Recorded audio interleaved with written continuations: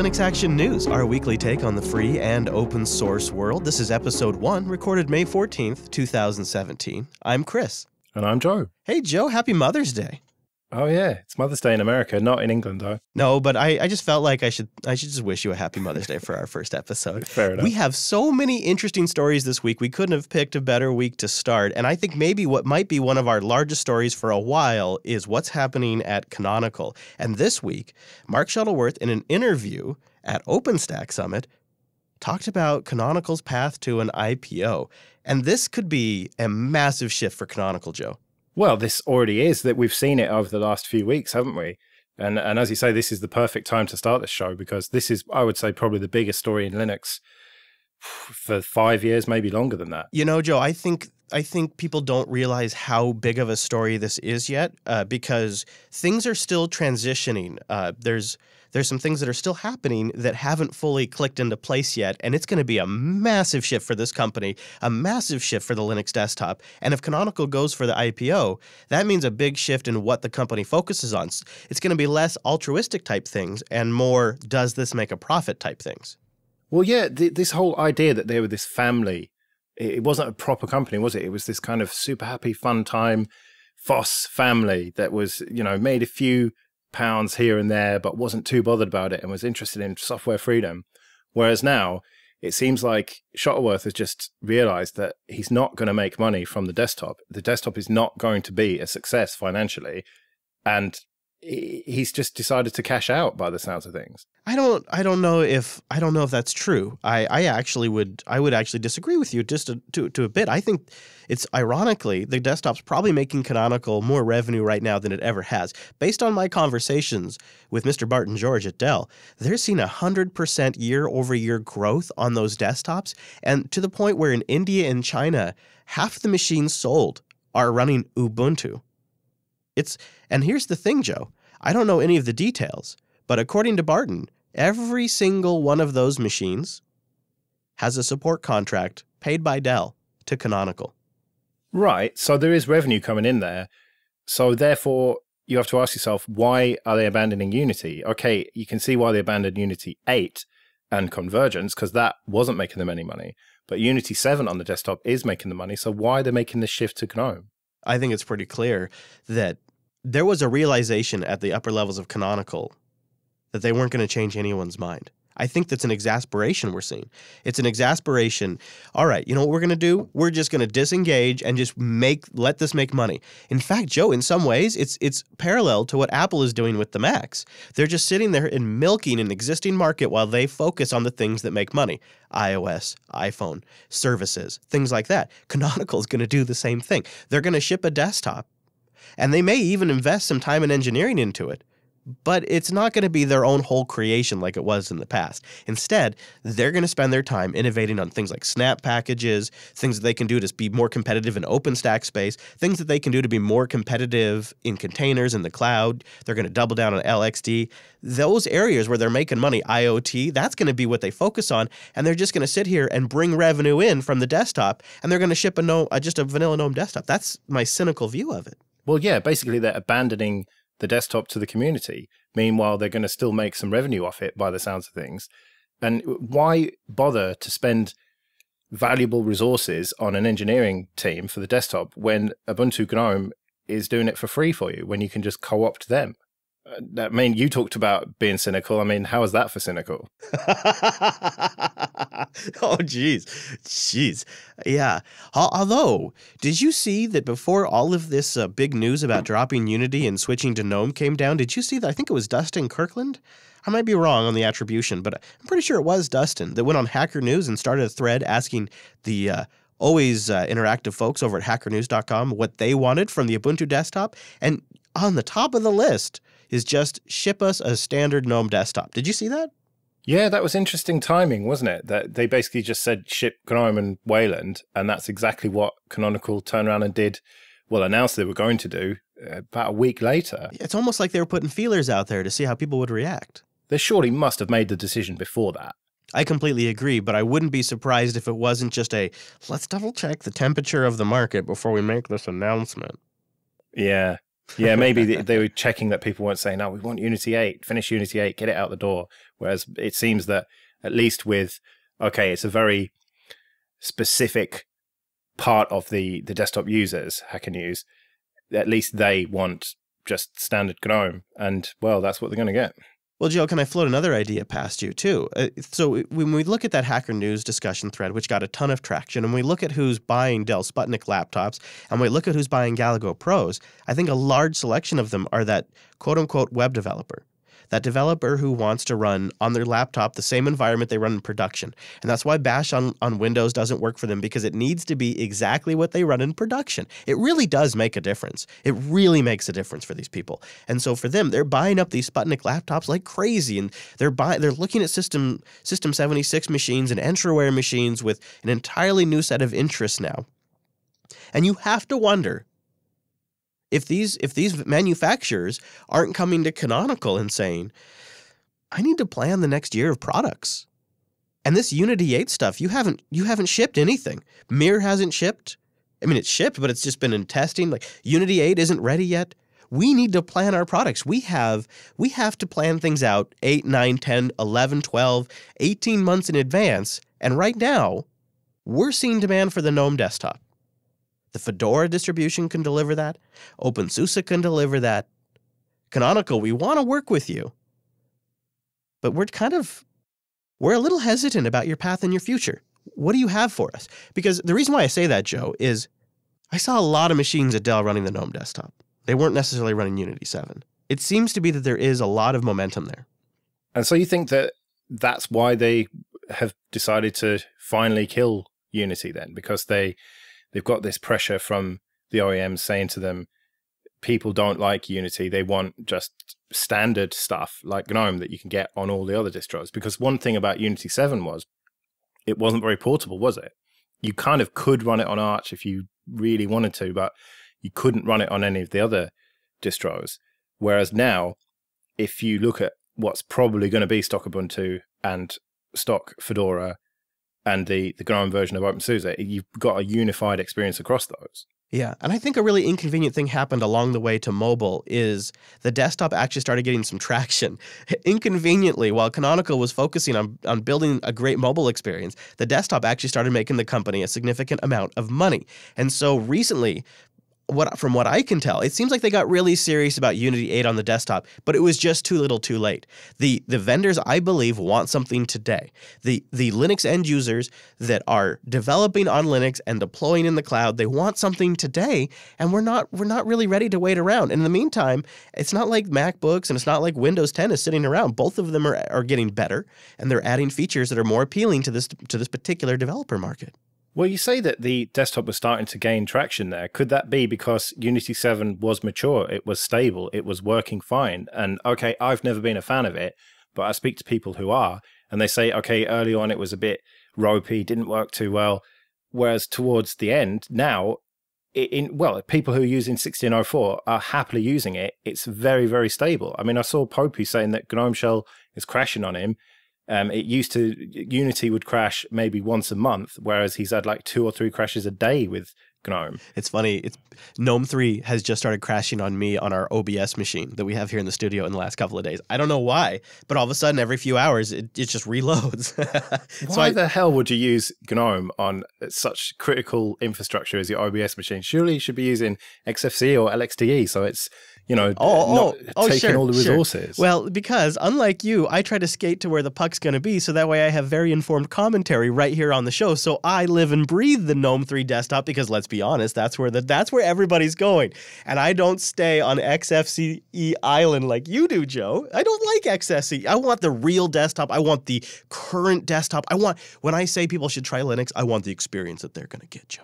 Well, yeah, that's why you can maybe use that on your laptop, but on critical infrastructure, man, I would not be using something as heavy as GNOME. To tell you the truth, Joe, I can't really argue with you right now because you're right.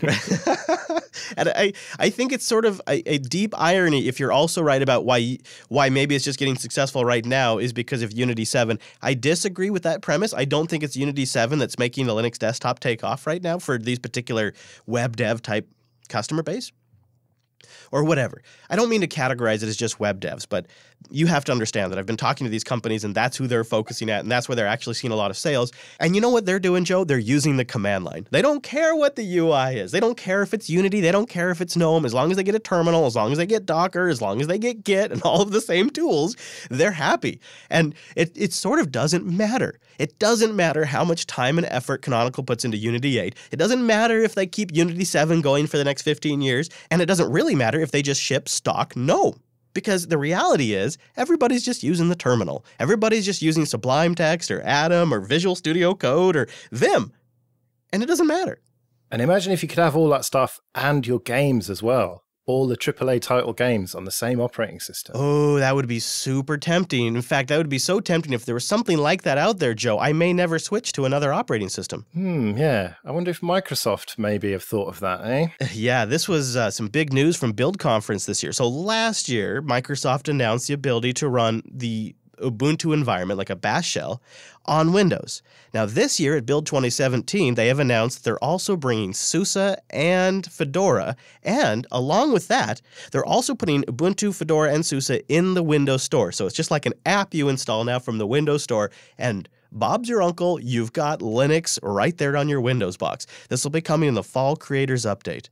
What do you think, Joe? Well, I think what is key here is the fact that they're going to be in the Windows Store, which means that it's going to be on Windows 10 S, which is the lockdown one they're trying to sell to students, because they realize that these students are going to need Linux. I mean, Microsoft has long since accepted, Microsoft loves Linux and all that stuff. They've long since accepted that in the cloud, Linux has won, but they don't want to lose the desktop, because that's basically what they're hanging on to. I mean, they've got Azure and everything, but the desktop and Office and, that's a big part of their business model.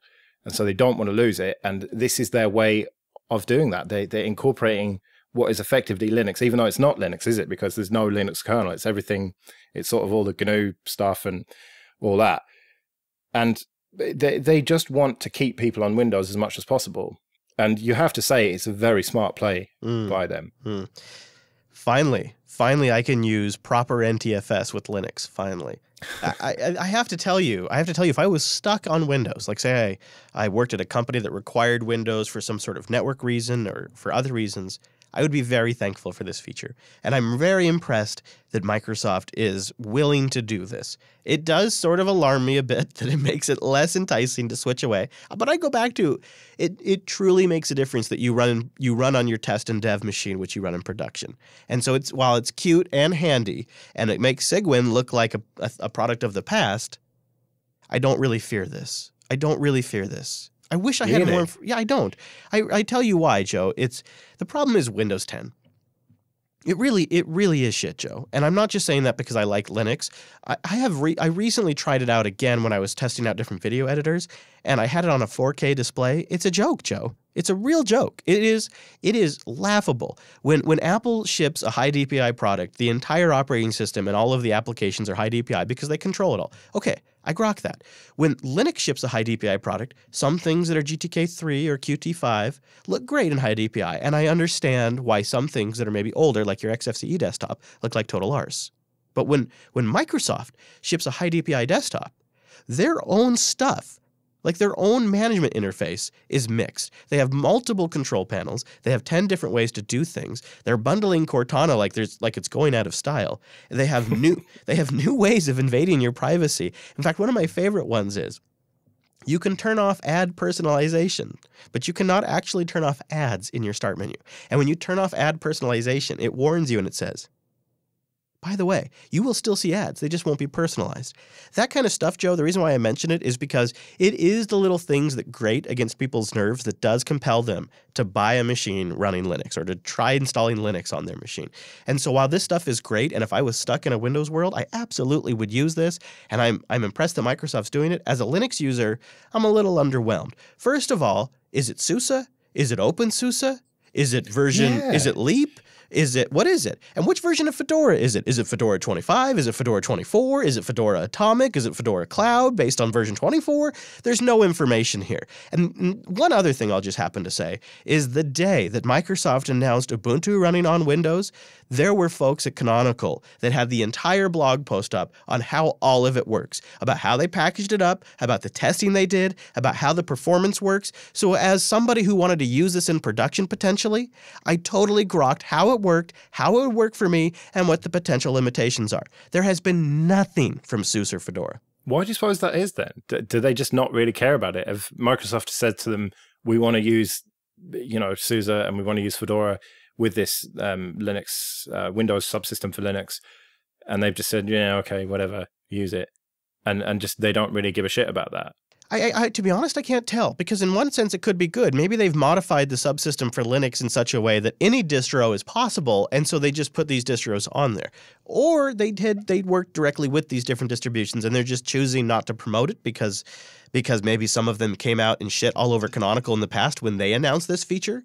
I don't know if you recall that, but there were folks that came out of the woodwork and shamed Canonical for doing this. And now some of those same people helped enable it for their distribution. Yeah, I mean, I would have thought that the licensing would mean that you would have to kind of do a deal, wouldn't you? I don't suppose they could just ship it in Windows. The trademarking alone, right? You would think that the trademarking alone would be enough that they'd have to work out some sort of deal. But they're saying SUSE, so maybe it's SUSE Enterprise, which at that point, how many of you out there have SUSE Enterprise on your VPS? Raise your hand. Oh, none of you. Oh, okay. Well, how many of you have okay. Yeah. Fedora is available for DigitalOcean, isn't it? I'm sure some people are using it. What do you think, though, of the joke I've seen passed around online now that it's truly the year of the Linux desktop because you can now run Linux on Windows? Does that sting? Well, it's kind of true, isn't it? Yeah.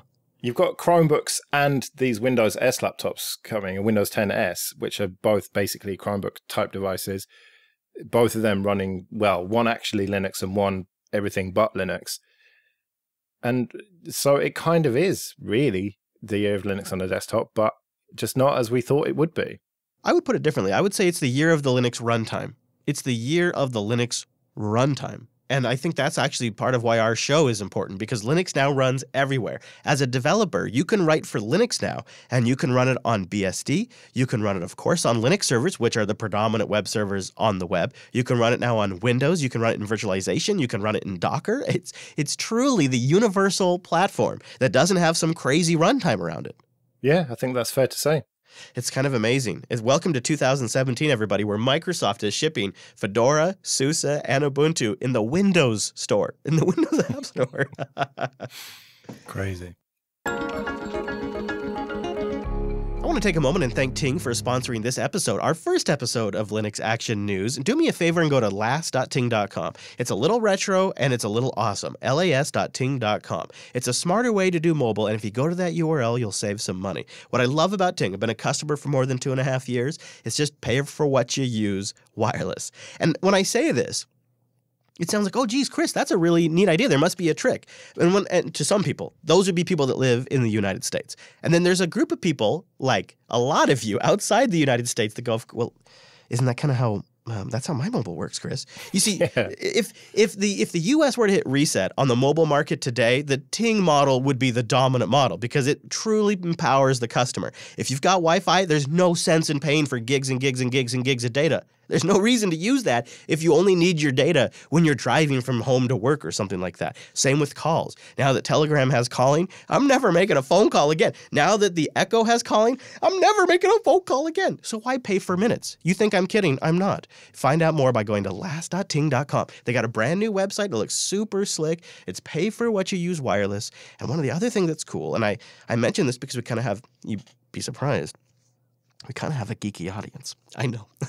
I wouldn't have thought so either. But it turns out we do. And so they understand that there's CDMA and GSM. At least here in the States, we got both of them. We're maniacs like that. And on the Ting network, you can choose either one that's better in your area. Maybe one's better for calls, maybe one's better for data, or maybe one just makes you feel like a baller. Find out more by going to last.ting.com. They got a bunch of great features, a great dashboard, and more. But I want you to take this away. It's $6 for the line, and then just your usage on top of that. Last.ting.com. And a big thank you to Ting for sponsoring the Linux Action News. Just a quick headline for you guys this week. The OpenWRT and the LEDE, or LEDE project, have agreed on a peace plan. I didn't realize that there was a split happening here, but I guess a set of core developers went off and started their own project from OpenWRT. Oh, so you didn't know about this either. I kind of felt a bit stupid reading about this. I should have known about it. No, I did not, and I guess things have actually worked out for the better. Some of the core developers are coming back. They're going to use the LEDE project as sort of the base, but they're going to keep the OpenWRT branding. It's sort of a kumbaya, Joe, so look forward to better firmwares on your edge devices soon. Speaking of edge devices, Google in Android O is finally going to solve a major issue with Android. But I suppose, Joe, the question is, does it go far enough? No. In a word, it solves one of three problems, doesn't it? With the whole updating Android situation, where first of all, you have to deal with the silicon manufacturers. So usually Samsung or Qualcomm. So you have to deal with them first. Then you have to deal with the actual phone manufacturers. And then you have to deal with the carriers. So you've got these three steps that have to be dealt with before you can push out an over-the-air update. And so Project Treble is going to make that a little bit easier because it's basically separating the first layer of that off. So the code coming from the silicon manufacturers can stay the same, and then everything on top of that can change. Another way to frame that would be now the silicon manufacturers don't have to be bothered before everybody else in the stack can do an Android update. Well, yeah. Which is good. It's definitely a step forward. There's no doubt about it. One of the things I didn't realize was such an issue, but apparently it's a big issue in the Android ecosystem, is Qualcomm only certifies updating their chips, the drivers for it and firmwares and whatnot, for 2 years. 2 years. And then, sorry, we're all done. Well, that 2-year cycle is basically the standard cycle in mobile, isn't it? Because after 2 years, you've upgraded your phone, in theory. In theory. Meanwhile, iOS devices... See, here's why I disagree with that. I disagree with that because they get passed down, like especially in families. You pass your devices down, they become gaming devices. They're still on the network. They still have your personal information on them. In some cases now they're used by children. So that's why iOS devices with a 5-year support cycle are much better for families where they want to do a pass down thing. Yeah, and if you just want to buy, I mean, buying an iPhone is an expensive endeavor, and buying a Pixel phone is an expensive endeavor. Right. If you buy it outright and not through your carrier, right? And so you want to make that investment work. You want to be able to, use it for several years, not just like 2 years or even less than that if you've only bought it like halfway through the cycle. Right, and the Pixel is one of the first devices. In fact, if you already have the Android O developer preview, you already have this, in theory. Also, I think it's worth mentioning, this doesn't solve the carrier problem or the OEM problem, which I think is the core problem. If the OEMs like Samsung or LG or HTC were truly motivated to support these devices for longer, something tells me that would be worked into their contract with Qualcomm. They would be pressuring the devices manufacturers. They would be working on the software stack. There's been no motivation at the hardware manufacturer layer for the entire time of Android, which is a core problem because they want you to buy new devices. Same at the carrier level. Here, at least in the States, it's within their best interest for you to buy new devices.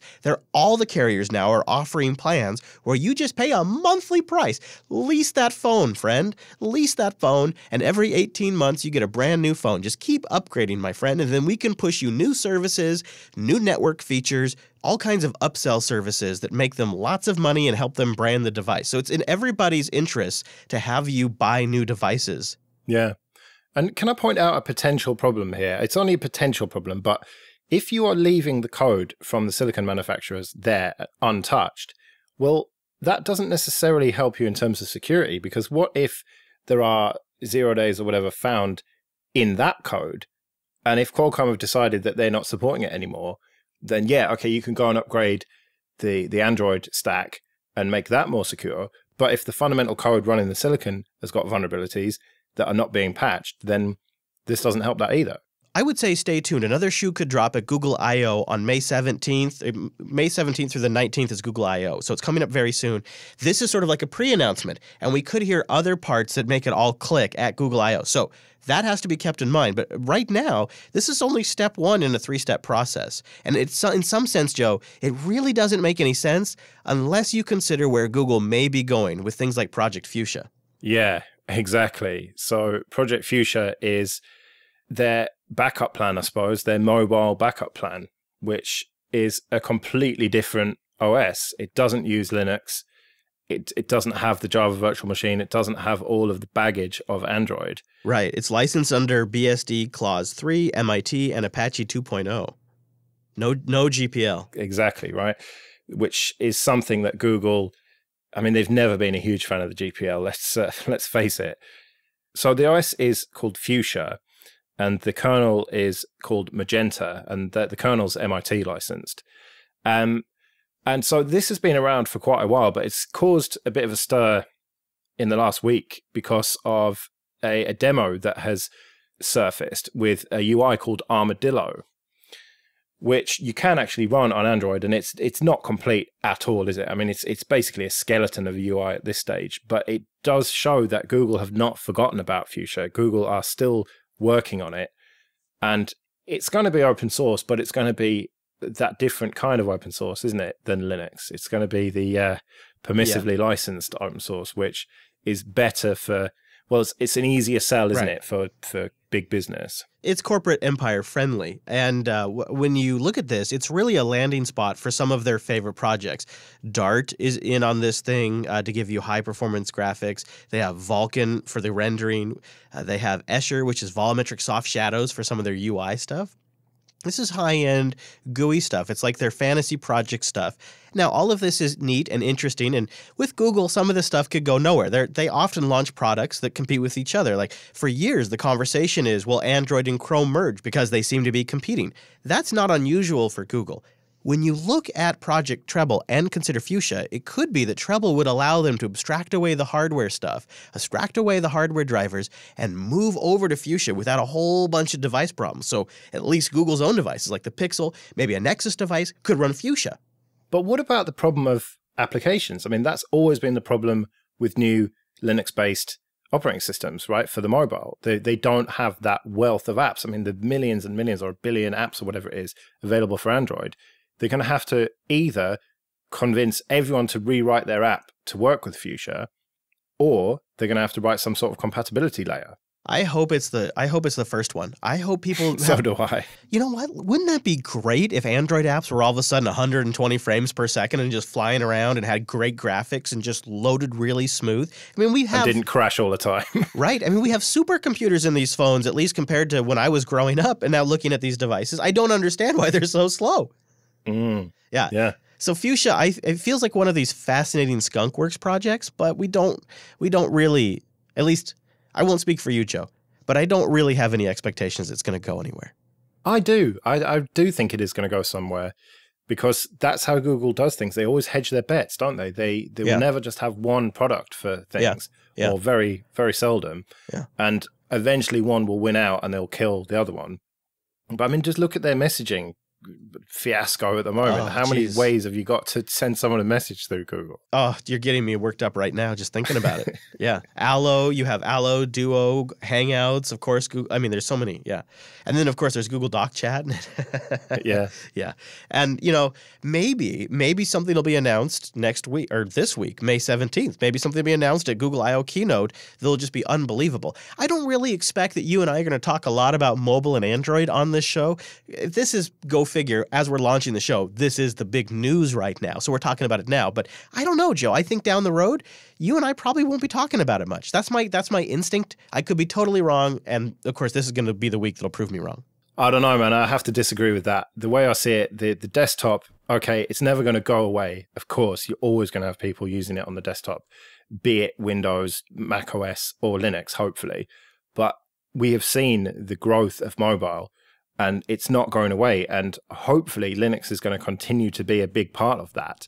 But I think that while people are primarily using Android devices, or mobile devices at least, we've got to talk about that. We can't ignore the reality that desktop Linux, like desktop computing generally, is on the wane. It hurts, but I think you're right. I have more and more people in my personal life that when they go home, they don't have a computer. They just use their mobile device. Well, you're talking to one of them now, Chris, I'm afraid. What? You know, I have, yeah, seriously. Okay, I have my desktop, I have a ton of laptops, but my primary device is my Android phone running Lineage OS because it's always with me. You want to know something funny? My middle child, Abigail, this weekend said to us, "How come you guys don't have to pay for your home?" And we said, "What do you mean? We pay for our home?" "Well, no. When my mommy pays for home, she uses her computer, but you don't have a computer here, so you don't pay for your home." And we said, "Oh, no, trust us. We pay. We just don't use a computer to do it." And that's when I realized, most of the time when I'm at home, there might be a laptop in a bag somewhere, but there's no computer set up at home anymore. When I'm at home and I'm not working anymore, because I have connectivity on my television, I have my phone, I have tablets. So Joe, while I want to sit here and disagree with you, the reality, even in my own home, would say otherwise. Yep, exactly. Now, I would love to hear your thoughts on anything we talked about or that particular subject. You can go to linuxactionnews.com/contact to send us in your feedback, or just email us directly, news@jupiterbroadcasting.com, or you can tweet us at linuxactionnews.com with stories or feedback. Yeah, and also the new Jupiter Broadcasting Telegram group. bit.ly/JB Telegram. bit.ly/JB Telegram. We just launched it. We're only telling you guys. It's a Linux Action News secret. bit.ly/JB Telegram. If you want to get on the official Jupiter Broadcasting Telegram group, and there is something you can do to help the show out. Subscribe in your favorite podcast player. If you, or even just a few of you, do it this week, it'll help with discovery, because the way it works is they got these crazy Python scripts. When you subscribe, the numbers count up, boop, boop, boop, and even 10, 30, 40 of you do it, and we'll move way up in the charts and people will find this new show. You can actually help us out this week by subscribing. We have links to all of them, all of the subscription services at linuxactionnews.com. Maybe not all of them, but pretty close. And you know what, Chris? The dirty secret of a lot of our listeners is that they use iTunes.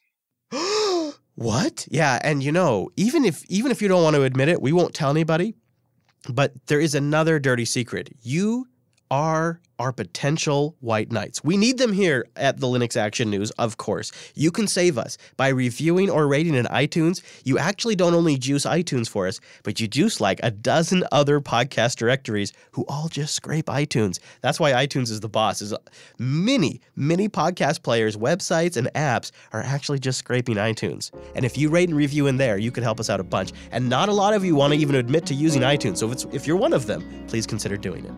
Right then, I suppose that'll do it for this episode. So we'll see you again next Monday. Be sure to go to linuxactionnews.com/subscribe for all of our feed links. And thanks for joining us, guys. See you later.